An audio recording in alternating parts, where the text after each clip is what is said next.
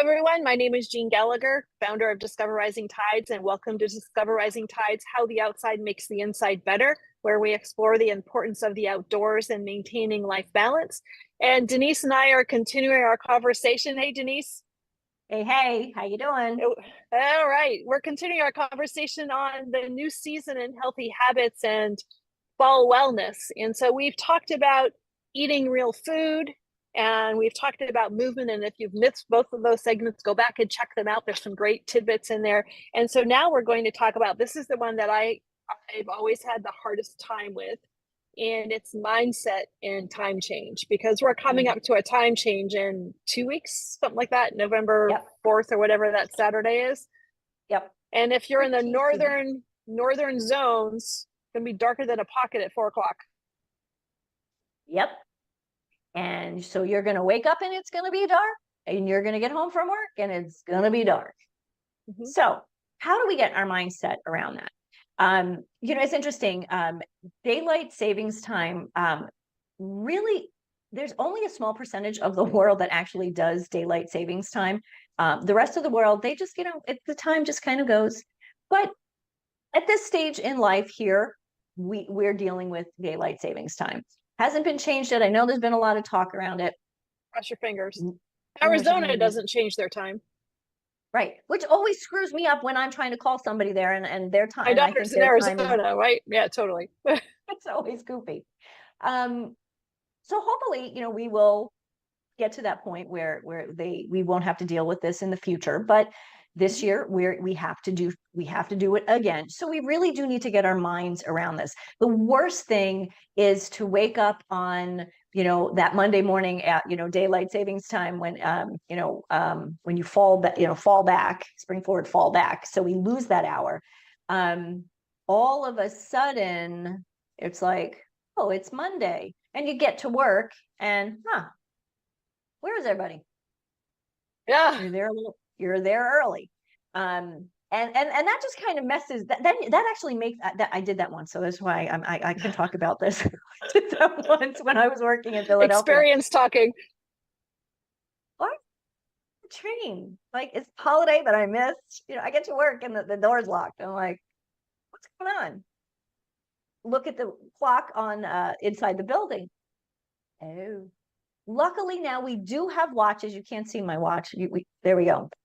Ooh, there we go. We do have watches that automatically change. That's great, but that's not mindset.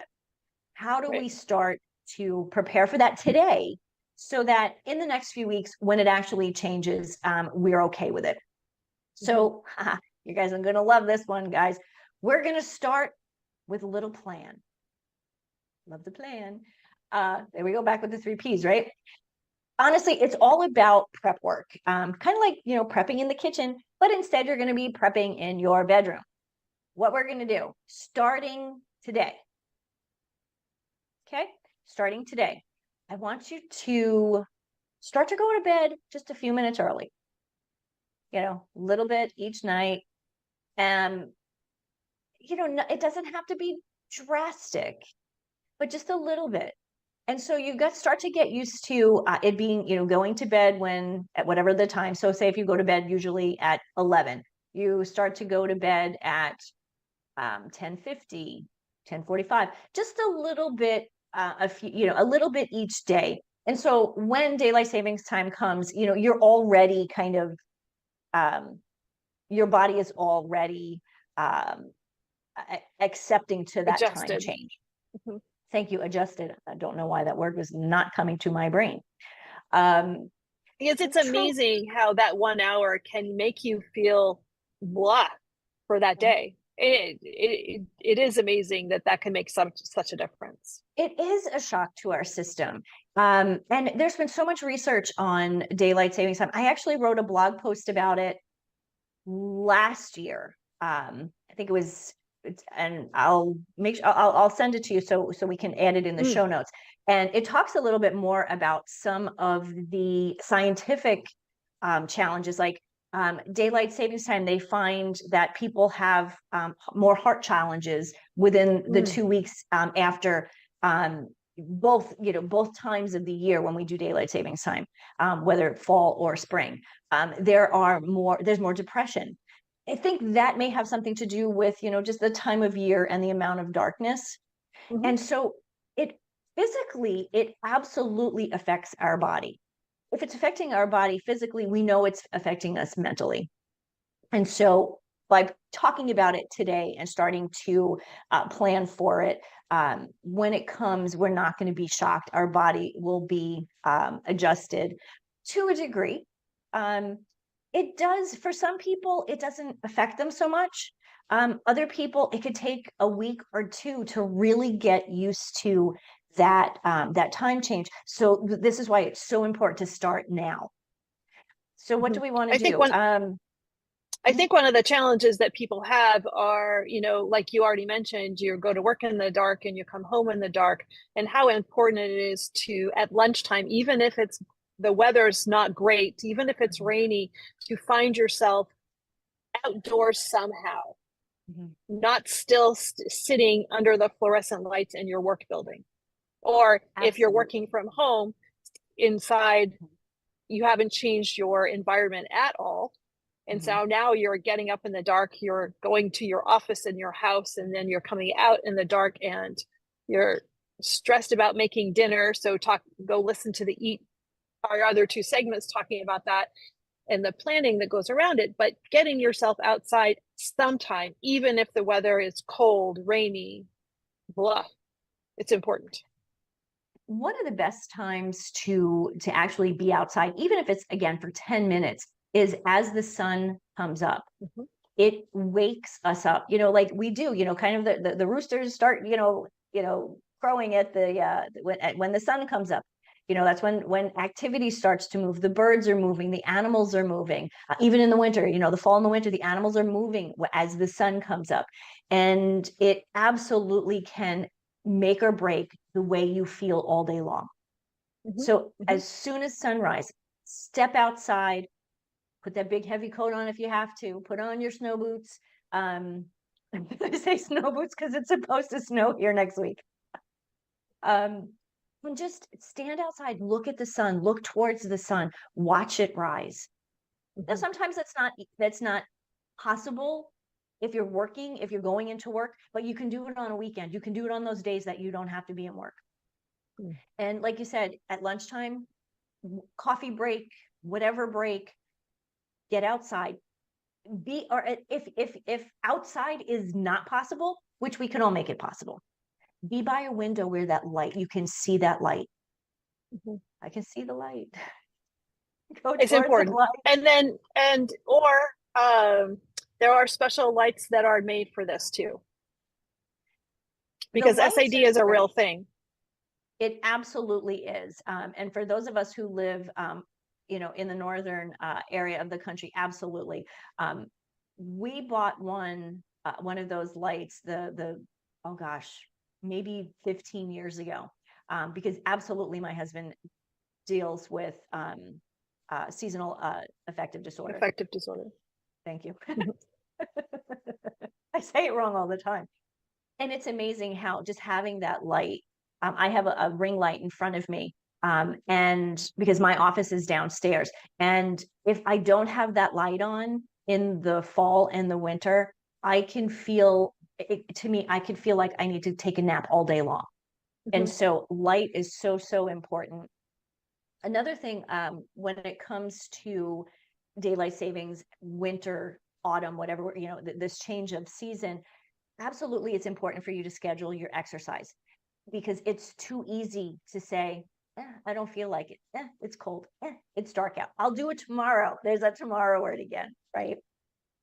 One of the other things I think is really important when it comes to exercise is to do something different. Like, don't do the same thing in the fall and the autumn that you might do in the summer.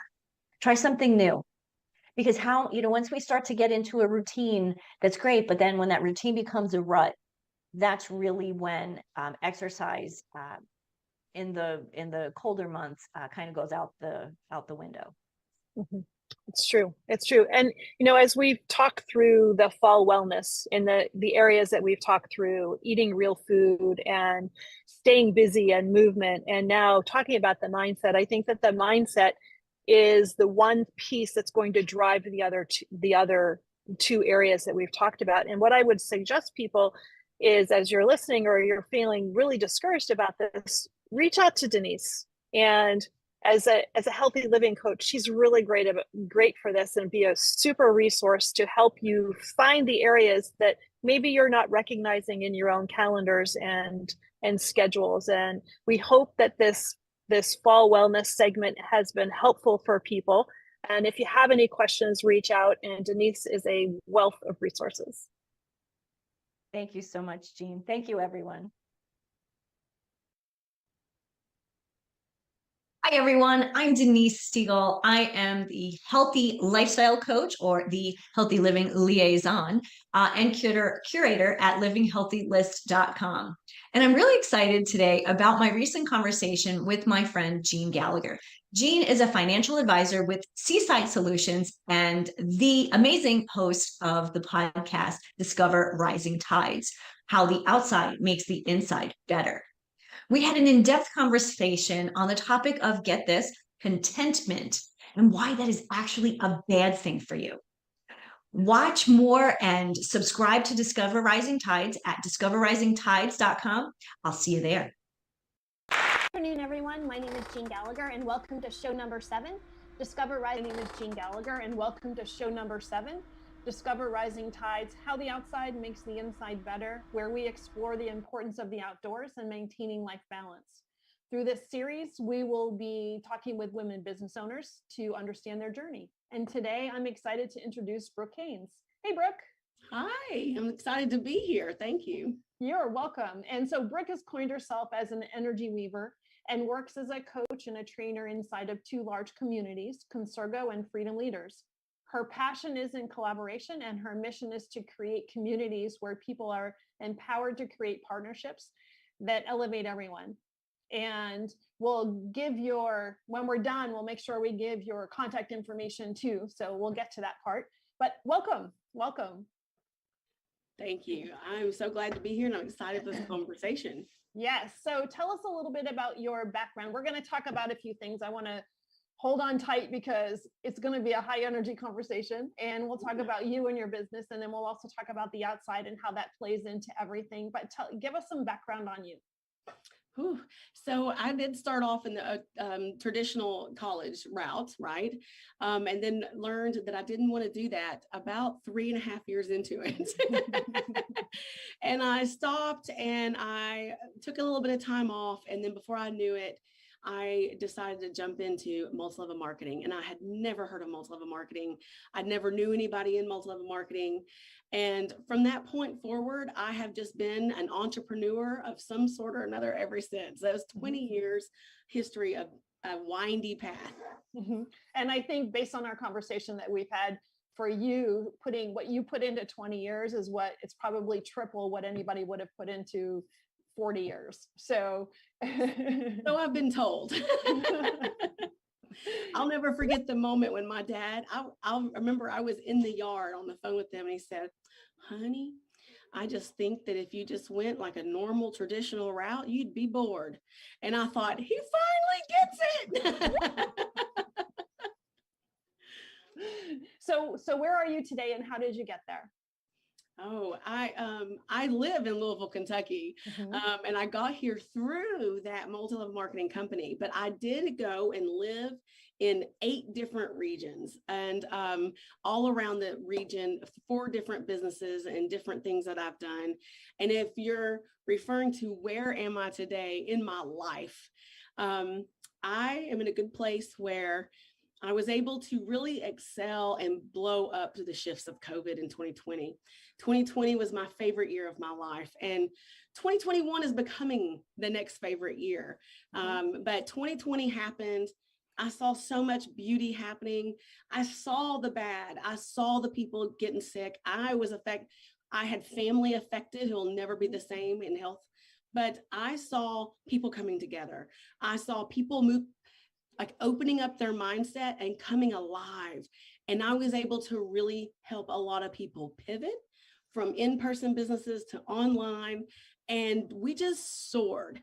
My energy was right. The business was right. The people around was perfect. Like everything was just perfect. And then this year has been all about going inside. So where I am today is going through a lot of expansion, a lot of personal growth, business growth, and having a lot of fun doing it. So tell me a little bit of the difference between the going inside and what that looked like last year. That's a great question. Last year, I mean, I was just like totally extrovert. I would jump in a group or on a Zoom and my energy would just expand, you know, and I could be in social media and just drop a comment and it would just attract so much, I'd have so much attraction. And I would get messages from people I'd never met before who would say, I just love your energy. And I couldn't even remember where they'd found me.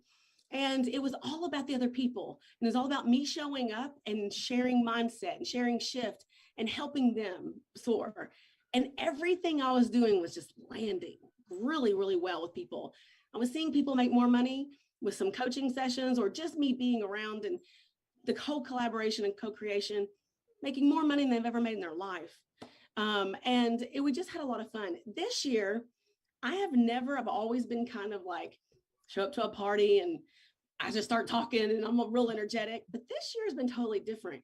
I've not been much on social media. I've not found a lot of posts I want to engage with. I've not been posting. I'll go on and I'll share some things, but half the time it's because I feel like I should. And I'm like, they halfway land. But really it's because of the huge shifts coming in my area. One of which is just like where I'm physically located now. I've built my whole life just really loving and embracing and enjoying being single, being I just pure freedom. I'm a mom, and I loved just my lifestyle.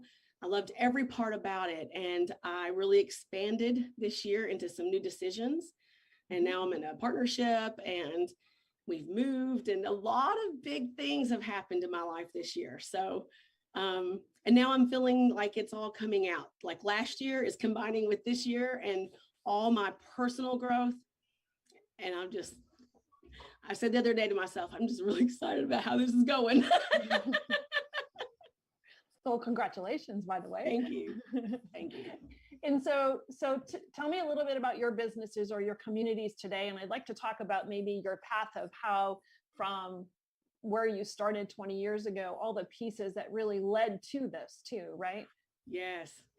You know, so today I'm in two communities. One is one that's just now launching, and we've been working on it for a year on the back end. And it's called Consurgo, and it's about where we call it teachers and seekers get to meet, and people who are seeking personal growth in all categories will show up and be able to really see the experience all their personal growth in a community with other people, with like-minded people, and have access to teachers and speakers and all of these different things in their membership. And then on the other side, another community I'm very involved in and is dear to my heart is the Freedom Facilitator Program. It's hosted and designed and created by Nick Brew, and he's a law of attraction coach. And I joined his group. I joined him in a group he was in maybe about, it was February of 2020 and loved it. And then he decided to open up a coaching group where you can learn the processes that he was teaching. And I dove right in, and now that group is large. So I'm all in it. I'm doing collaborations, I'm doing trainings, and it's just really like my heart. So those are the two places where I love to show up, as well as some women's groups that I'm around, like Uprising and things of that nature. So I really believe in community. And I could take it right now all the way from the beginning, from 20 years ago, and what I was saying about entrepreneurship now. And it's just now happening, but I'm going to take a breather and see if you had a question about what I won't keep going. Well, but it is a 20-year journey. And so that's really interesting when you're talking to people and you see somebody that's doing well today and you think, well, aren't they lucky? Look what they've done. They just must have, just became lucky right now. But there's this background process that we all can't see, or people don't realize, especially in this land of social media. The socials don't allow us to understand what happens in the background or what it really took to get to the point that you're at right now. Isn't that the truth? During 2020, one of the things I said all the time, this is what I'm made. This is why I'm here. This is what my life, why it all makes sense now. Like 2020 made my entire life make sense. And it was because I was seeing how I was pulling from everything. I was pulling from all the experiences that some people would have said I have failed at, and pulling from the experiences that I didn't like, and for the ones I did. And I was pulling from it all and showing up authentically, not as the experiences, I guess. And I was like, oh, my life just makes sense all of a sudden, and it was a journey. It's a personal development. I love personal development. Someone says, let's open up. Let's see what's in there. I'm like, sure, crack me wide open. Because I believe in expansion and getting better and having fun and shifting and exploring on what's out there. Because all we really have is what we're experiencing. And I love experiencing like emotional shifts, But yeah, 20 years ago, when we started in a multi-level marketing company and people would show up in our office, it was like, we were always going, awesome. And that was before people said awesome. And everybody would be like, all you do is you go in there and you hear everybody say, awesome, great, awesome, amazing, and people had not heard those kind of energy and felt that energy and heard those positive words in one setting, and a lot of people using it. So it did start back there, and it was more, it's totally different than where I am today with it. It was more about like ignoring everything and just focusing on the positive. Don't do that anymore. I don't, but that's where I started from.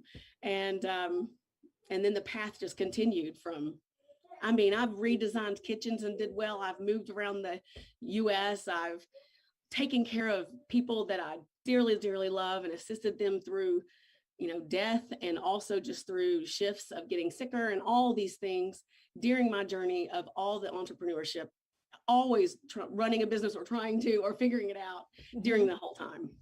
How do you think that how the energy shifted, or how we do business shifted through 2020? How did that really change or land at you? What changed for you so that it became exactly what you needed at the time? People opened their mind. Finally. And what I mean by that is they open their mind to business, they open their mind to collaboration. And the people who were like into their groove already, they were like, it just shook it all up, right? They were like, okay, now what? Like I saw one woman who was very, very successful. And COVID hit and she was like, there goes my whole business. Like that was what she was thinking. My entire business gone. She was totally local, doing well, but totally local. How in the world could I ever? And I met her because she was about to have a 500 people in-person event. And she said, I heard you can help me go on I was virtually doing virtual planning. And she said, virtual event planning. And so I shifted to this whole event online. And we talked about it. And I was working in that event with 25 speakers who were doctors, who had successful businesses, and they were scared to death. And I was like, what? And they're like, how are they going to capture my energy? How can I do this? Is this really going to work? I should just quit. We shouldn't have the event. Like, I could not believe the mindset. And I was like, girl, you're kidding. We're going to make this. This is how it's going to go. This is how we're going to capture the energy. And then through that, they were feeling that we could, because I was on Zoom saying it. And I watched them just move through it and totally pivot. Watch that woman within like 8 months later make $110,000 in 10 days. Her business expanded to where now she can't just go back locally. She's got people all across America now. And her classes are filling up not once every 3 months, like 3 times a month, And so it took a mind shift. And another thing that really stepped up is people started to have to have authenticity. What has always worked before no longer worked. The coaches the big wigs that were saying, follow these 5 steps, say the title like this, find their pain and really go in it. All those things, they no longer worked. What people were looking for was real authenticity. They still are. There's so much BS going around us. We don't even know what to believe. But what people are looking for is authenticity, someone they can trust, someone they can like, someone that can give them hope, and that was a big shift. And I mean, when the protesting and the Black Lives Matter movements started, we had 222 consecutive days here of rioting, and it was right outside my door. We could hear it. Wow. And I have a blended family, and it wasn't like it was all great. Like I couldn't see what was really happening, but it was what I explained to my son, how we were shifting to learn what we want. We're growing up, or we're rising to an occasion so we can become what the change we want to see. And that's what's happening. So do I answer your question? And one more note on that, in collaboration. Another big thing is collaboration for me. I love collaborations. I think when 2 people get together, there's just some synergy, and it doesn't matter when you choose someone to have a collaboration with, that means there is some synergy. And when we show up in this entrepreneur world, which can seem very lonely at times, but when we do an event or we host things together, you have a buddy, you have great energy, you combine the audience, and you're bringing different flavors to the table. And then usually this person likes to do this part and the other person likes to do the other, and you're not doing the whole thing by yourself. And the last note on that, because this is my favorite subject, when I was 23 and I was on a stage and I had 1,000 people and I was in multi-level marketing, and I said to them, I have a dream, I have a vision. I believe that if everyone was to shift into their passion or something that they loved, they could create it as a business, and they could become, and the world would work. It would work if everyone was stepping into their passion and into things that people need. It would work. And people thought I was crazy. They were like, pat my head, she's so sweet. She's got good vision. Yeah, now it's happening. Now, if you're not on the bandwagon, you might want to get on the bandwagon, because the bandwagon, it's here. People,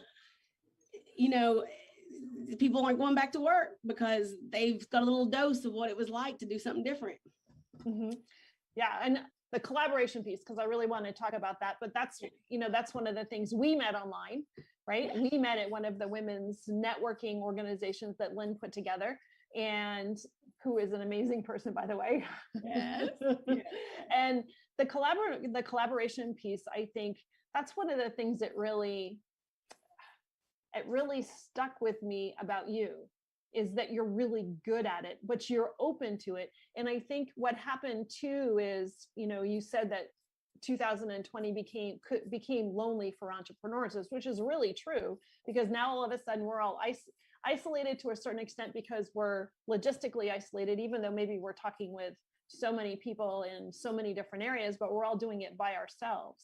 And I think that we might all be missing something, not having a buddy system or creating a buddy system, or just being comfortable enough to open ourselves up to accept the conversation. Drop the mic, like you beautifully said it. As it was well said, well done. Absolutely. All of that is true. And, we come from a world where there's competition. We come from a world where, well, if you're a coach and I'm a coach, well, I don't want to show up to you in the same place. You might take my coach. Or there's only one seat in this group for someone who does what you do. Oh, don't even start me on that kind of a networking group. Are you kidding? Because all of a sudden the tone of this podcast is going to change. Right. Because now you're telling me not only am I the only one that can do this thing in this group, but I have to use you across the table, and I know nothing about you, but I'm going to pay money to join you. Yes. Yes. And so that has been how it was. But in my world and in my reality and into today, the way I exist, I'm not around those kind of people anymore. Mhm. And the world has changed, and it is changing. And more will jump on the bandwagon to say, oh, wait a minute, Target and Walmart's been side by side for 100 years or whatever, you know? And it's like, now there are 100 coaches. There are 100 people who can help you with your funds, but it's who you connect with. It's the energy you want to follow, and there is nobody like you. So to really tap into, what if there were 5 people who all sold real estate, and they said, well, instead of saying we're competition, we're not going to the same place, we're going to show up and do a summit. And this is your favorite area of real estate. And then and everybody had their own area of real estate that they loved. And then they showed up and did some sort of training or workshop or summit, or however they want to put it. The impact they can make on people would be way beyond any impact that one person could make. And anyone that would say, yeah, but what if someone I know goes to someone else? Then they weren't going to go with you anyway. They just weren't. This is not a world where we're limited to who we can choose anymore. So expose us all and let the energies connect and call it what it is. I guarantee they'll have someone that might choose somebody different, but that's okay. It's totally okay. Yeah, and especially in the coaching world, because didn't 2020 find everybody that had a career that either ended or pivoted all of a sudden became some sort of a coach? Yes, and absolutely they did. And in multi-level marketing, everyone that was like, well, everybody's heard of my product for the last 20 years. They're like, I know what I can do. I know that the product works, but really there's a whole nother part of life than just this product. And they became coaches too. So anybody who was good at what they did, they wanted to go and train it. Anybody who had been selling a product and realized it's not just one thing that makes a holistic life, started coaching.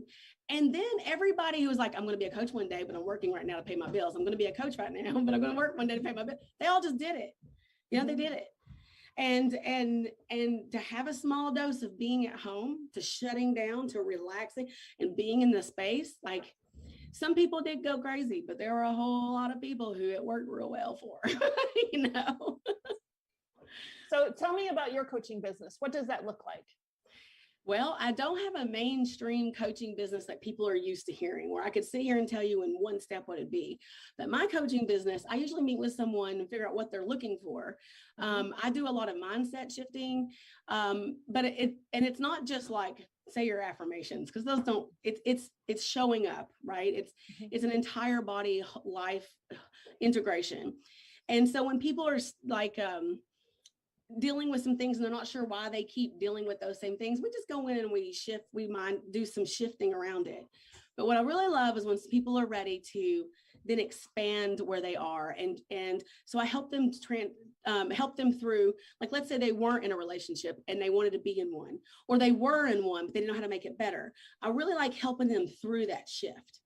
And I don't coach things. I believe that every piece of information that we need is already out there. Okay. Probably not, but that's what I believe. Okay. But what makes us also unique is how we show up for each other and deliver it and package it. I don't have an information, a step-by-step plan. I show up and intuitively figure out where they are. I have lots of tools. I have lots of things that are in my belt, lots of experiences. And also I have helped a lot of people shift. And often I'm not the person for them. Sometimes I'm like, you know what? I got the perfect person for you. And I know there's someone else that's more fitting for them. And I'll connect them. That's a really important trait, because that's not an ego statement. That is a caring, you showed up for them. You were personally there, and you're really there for their benefit, not for your financial benefit, to say you have a check off another client in your box. Well, thank you. And it comes very natural, like it's just kind of who I am. And when I look back along my life, I was always kind of that way in different levels and in different containers, right? And people kind of thought I was a little weird, but that's okay. But even when I was working with people, like older people or people who were sick or whatever, I didn't just work for them. I stepped inside a container, and they have family and friends and people they worked with and all of these different dimensions. And I weaved all through them all. So I was the friend with their friends. I was the, daughter to their mothers and, all that kind of thing. And I really relayed a lot. I got to hear what best friends would say about their dying best friend. And I got to hear what the dying friend would say about the friend who didn't show up or who did. I got to hear what it was like to have someone say, do you want help with that? Versus just making it easy and taking care of them. I got to hear what people felt like when people would look at them certain ways, or what it was like to pull into a parking spot and didn't have enough room to get out with their wheelchair. I got to experiencing these things I'd never experienced before. I got to find out why they didn't want to stop working when they could have financially and should have physically. Right. So I got to experience all those things, and I'm like, and I played a big role in all those people, and that's kind of what I do now in the entrepreneur world. I just connect. You listen. So listening is a really, really hard skill, because when you're talking to somebody and you're supposed to be teaching, in my opinion, or this is where I have to really be conscious about how I'm operating, right? Is when people are telling you something, sometimes what you're thinking about is what you're going to say next versus just listening and observing. And so listening comes in many different stages. Listening is through your ears, but it's through your eyes. It's through all of your senses to understand really what they're saying, and sometimes what they're not saying based upon their words and their actions. And if you're just trying to think about what you're going to say next to them, you're going to miss all of those signals and either not be the right person to help or lead them in a direction that wasn't even appropriate for where they're at. Oh, yeah. Absolutely. For sure. And I think that's a big turning point in my coaching, was when I thought I had information to give to people to help them, versus me showing up and holding space and giving them a container to feed themselves information, to receive their own knowledge, to receive their own ideas, but just to hold the space for them. So I call myself an integration coach, and for that reason, I don't have these things, and it's and often when we're an expert at something or whatever that subject matter is, we want to give them all the tools and information that we think could help change. But that's not the same language a lot of times as what they would use, or it might not be, like you said, what they really need to hear. So I had a big shift really at the turn of this year when I was already coaching, when I stopped. What would happen was, when I would show up in a group, or I would show up somewhere with a different product, like if I was doing virtual event planning and that was the product they paid me for, the coaching was like insanely good. Like, girl, you good. Okay. But when I would show up just to coach, it wasn't as good. And I was like, what's going on here? That was the shift, is what you said. I went from giving them, I thought they were there because they just look at me. And I thought, well, I'm supposed to speak. Okay. And I'm supposed to tell them something, and I don't really know what they need to hear, but I would just say stuff. Right. But when it shifted was when I was able to learn how to ask the questions, and just learn that my biggest role for them is to hold space and just ask some questions that might help them shift, but not even in a slanted way, in an open way, right? Like, not, but did you see how that affected you? No, nothing like that. But like, well, what's the earliest memory? Or what's the, just depends. How does that make you feel? Things like that. And then they just go on and they'll shift.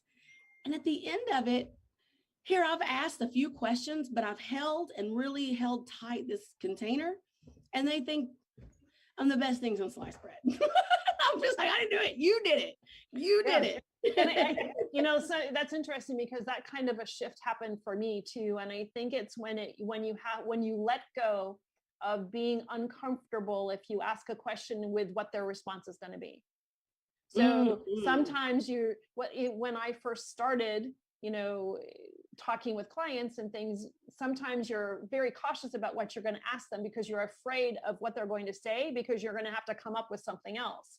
And when you let that go and set that to the side and really relax. And for me in my business, it went from, you know, selling and telling to teaching and implementing. And you're good at that, because I've thanks. worked with you do that. You're amazing at it. That's great. And I hear you. Yeah. And that's very, yes. Well, yes. Yeah, it is. And when you just let go of not being, if they ask you a question you don't know the answer to, then you don't know the answer. You don't make it up. You don't know the answer. You find it out, you get back with them, but it takes that internal, for me, it took that internal pressure away. So now I don't have to be worried about what they're going to ask of me or what question they're going to ask. Because if I don't know the answer, and that's so real. Think of how real that is. Do they really expect you to have all the answers? Then it becomes across like, do you really know? Or are you pulling that out from somewhere? Right. But when I used to redesign kitchens and I wouldn't know, I'd be like, hang on, I'll ask. You know, and I'd get on the phone, I'd ask. And I had to ask a lot, you know, when they got to those little details. I was like, oh, you want to know the details? Let me call somebody.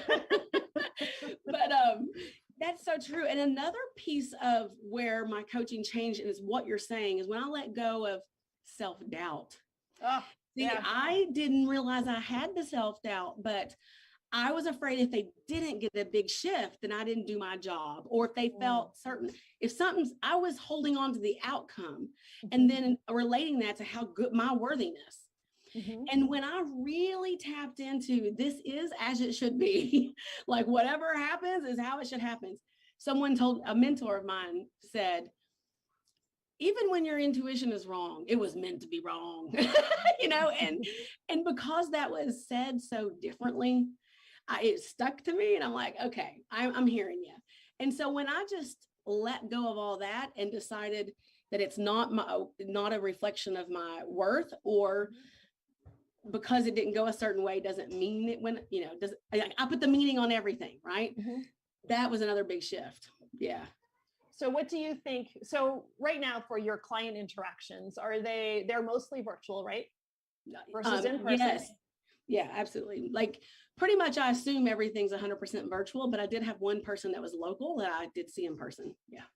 Did it change? How is it different? I know that for me, we were talking about this earlier. For me, a lot of my work is still virtual, but every once in a while, sometimes I crave that one-on-one in-person conversation that ends up going for a really long amount of time.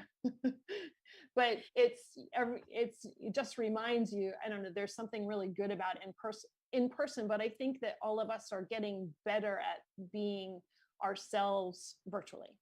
Yes. So the difference to me was that I couldn't keep it reined in. Like I was just like wide open with time, with subjects. So when in coaching, I even though I'd let it flow where it's supposed to go, I will like take some story out of it.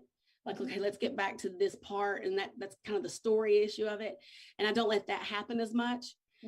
So I'm more focused.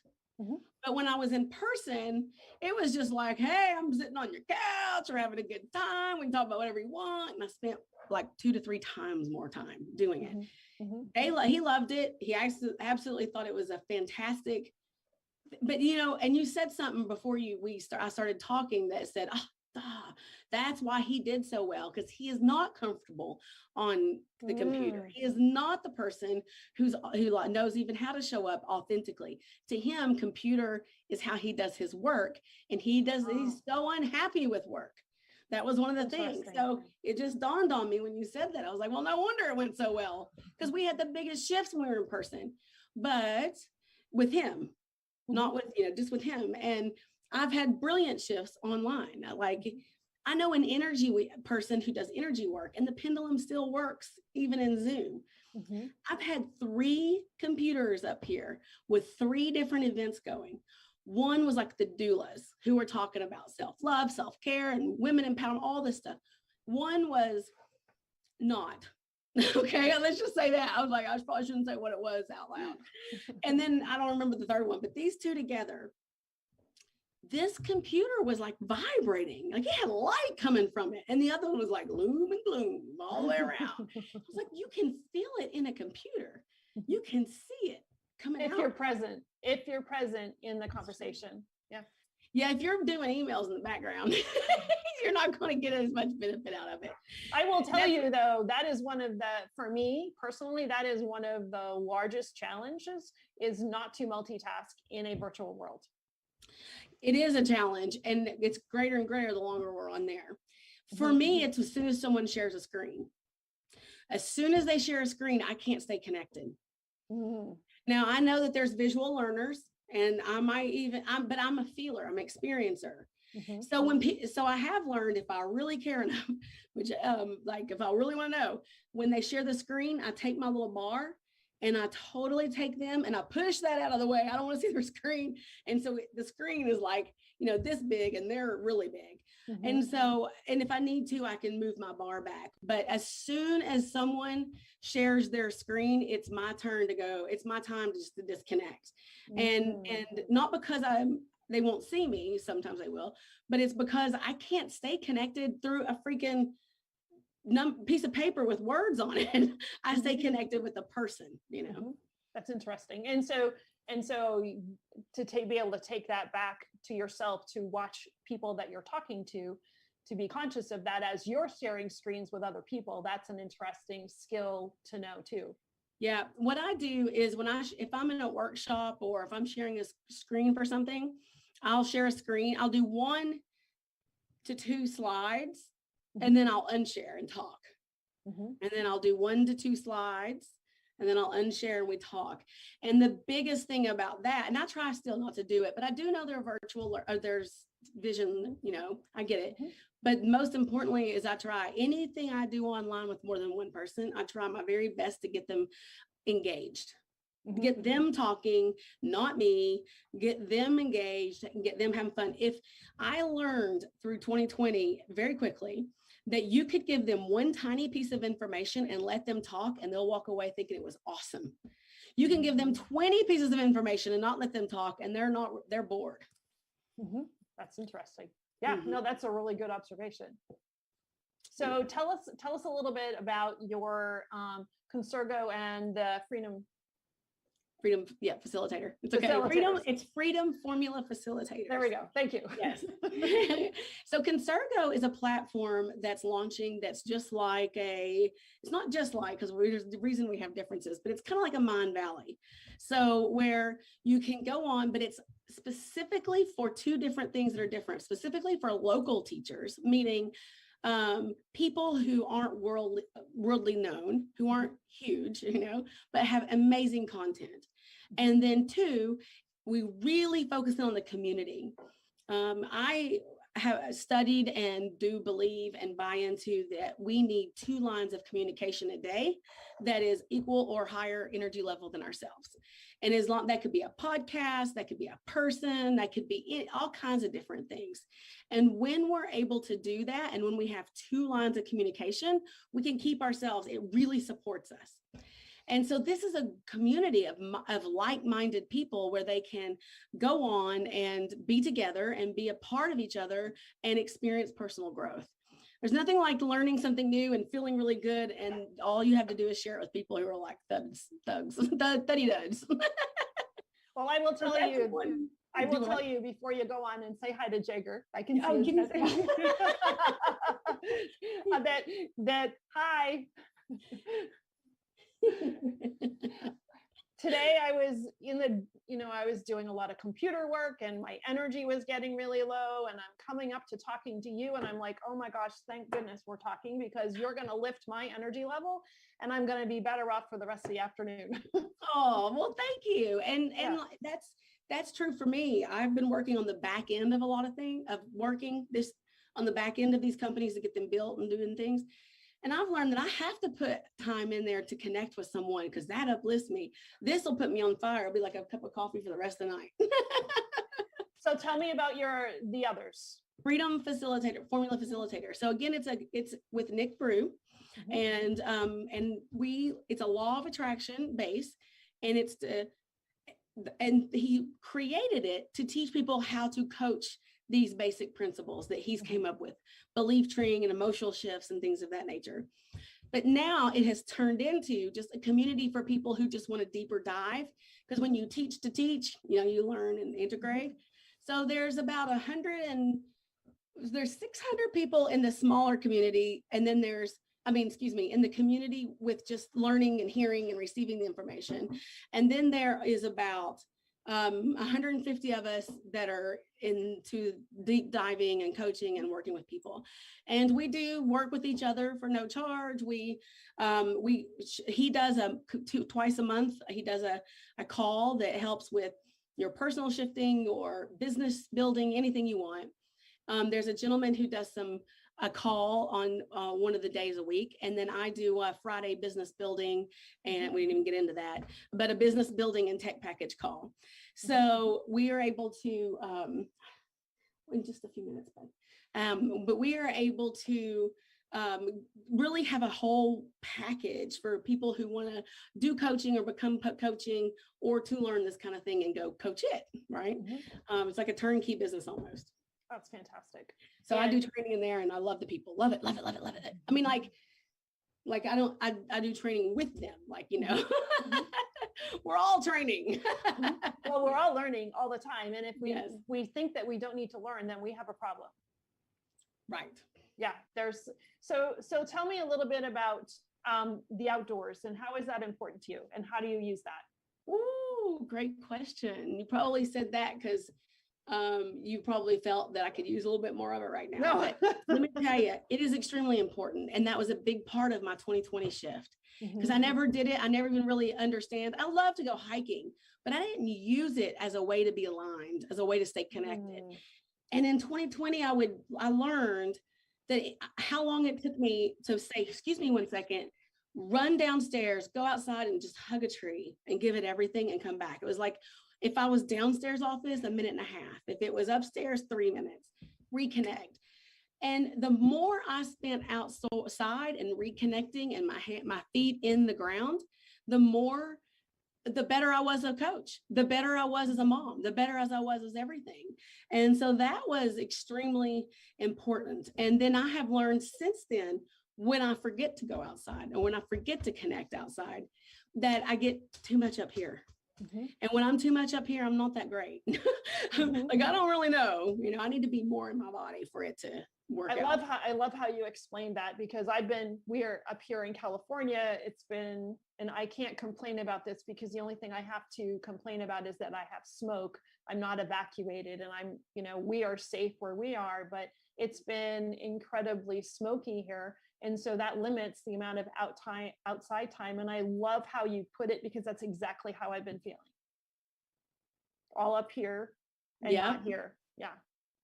Makes a big difference for me. I mean, I'm not as happy. And also I'll coach from up here, and my coaching from up here, just everything we've talked about just kind of reinforces with that. And, and I'm not as much a receiver. I've even learned how much my mindset kind of starts to shift. When I'm outside, it's freedom, it's open, it's abundance, it's endless possibility. It's all of these things. But when I'm not out there, it becomes more limited. I love that. And I think that that's really important. I think a lot of people will resonate with that, because you do end up in your headspace versus being able to be open to receive or open to give. Right. That's been, and I think there's somebody there that's probably hungry. Yes. Yes. He is. So, it's like, it's time. It's time. Right. And, I think we could talk for hours. So it's been wonderful. And I appreciate your time today. And so tell everybody where we can find you. And well, you can find me at itssimplyreal.com, ITS. So it's simplyreal.com. And you can find me there, or on Facebook under It's Simply Real. And maybe we can have a part 2 one day, because this is fun. I would love to do a part 2. So before we go, do you have one thing that you would like to leave us with? Oh, goodness. Yes. So I like to say, and actually, I want to, what I want to leave you with is a question for you. Oh, And I would like to know you, because I didn't even get like into you, right? I was like, this has all been about me. I want to know from you, what is your wish for humanity? ooh, that's a deep question. I think is to be kind, Ooh, yeah, that's nice. but to want to be kind, and To want to be kind. not to be That's a kind. Anybody different- can be kind. Yeah, to want to be kind and to genuinely want to care. And you do that in your business, because I have worked with you on that end, and I could tell that my interest was your best interest, you know. So thank you. So thanks so much, Brooke. Thanks for your time. And it's been a pleasure talking with you. And thanks to everybody else. Thank you so much for listening today. Today's show was sponsored by Seaside Solutions, my financial services company. As a business owner, it's easy to be pulled in many different directions, and often taking care of yourself plummets to the bottom of the list. For me, I find myself outside to reground. My time outdoors helps me manage my day more effectively and be more present for my clients. Through this, Discover Rising Tides was born. At Seaside Solutions, we truly believe that education is the foundation of financial wellness. Our primary focus is to provide guidance that is designed to help you achieve your long-term financial goals and visions. Working with a plan allows space for doing more things that you love, like being outside to make the inside better. If I can help you create or realign your plan, or if you would like to be added to my weekly newsletter, please let me know. This week's topic was 5 ways to set more achievable goals. Your referral means the big, beautiful world to me. And if I can help, please let me know. And thank you so much for listening, and see you next time.